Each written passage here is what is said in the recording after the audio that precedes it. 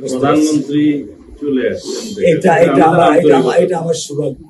আমি আমি সত্যিকার ভাবে স্যার আমি বলি, আমি এটা স্যার প্রত্যাশা করিনি যে আপনার মতো মানুষ আমার এই 10,000 টাকার একটা ফ্ল্যাটে স্যার আপনি পা রাখবেন, কিন্তু এই বিশ্বাস ছিল যে আপনি 8-10 জন না, যে মানুষ ট্রাফিক সিগন্যালে দাঁড়িয়ে থাকে, নিয়ম মেনে চলে, সে মানুষকে বুঝতে স্যার আমার এইটুকু বয়সে স্যার যথেষ্ট স্যার।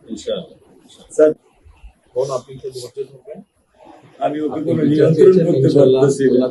আপনার সন্তানের এই অবস্থার জন্য যে দায়ী তার বিচার ইনশাল্লাহ হবে, সেটা শীঘ্রই হবে। আর মালিক যে আল্লাহ তাআলা মালিক, ওনার কাছে সাহায্য, আমার কাছে সাহায্য চাও, আল্লাহ রহম করলে সব কিছু ঠিক হবে। মানুষ হিসাবে আমাদের যেটা করার আমরা স্যার মিরপুর 10 নম্বর আইডিয়ালে যাবে, ক্লাস 9 এ পড়ে স্যার।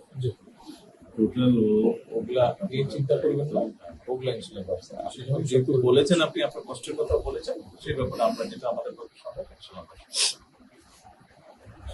আপনি কিছু বলবেন?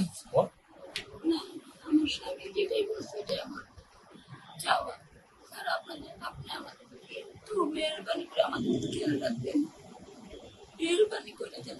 আমরা প্রথমে সবচেয়ে আগে যেটা এই মুহূর্তে আমরা করতে চাই সেটা হচ্ছে যে এই অন্যায়ের সাথে যে জড়িত তার বিচার আমরা আগে করতে চাই, তার বিচারের ব্যবস্থা আমরা আগে করতে চাই, এইটা আমরা আগে প্রথমে করতে চাই।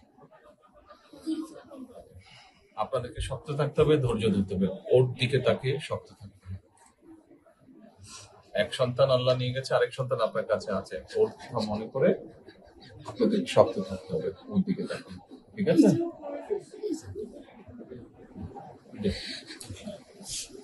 চলে আসছে, হ্যাঁ ভাই, চলে আসছে, আজকে চলবে।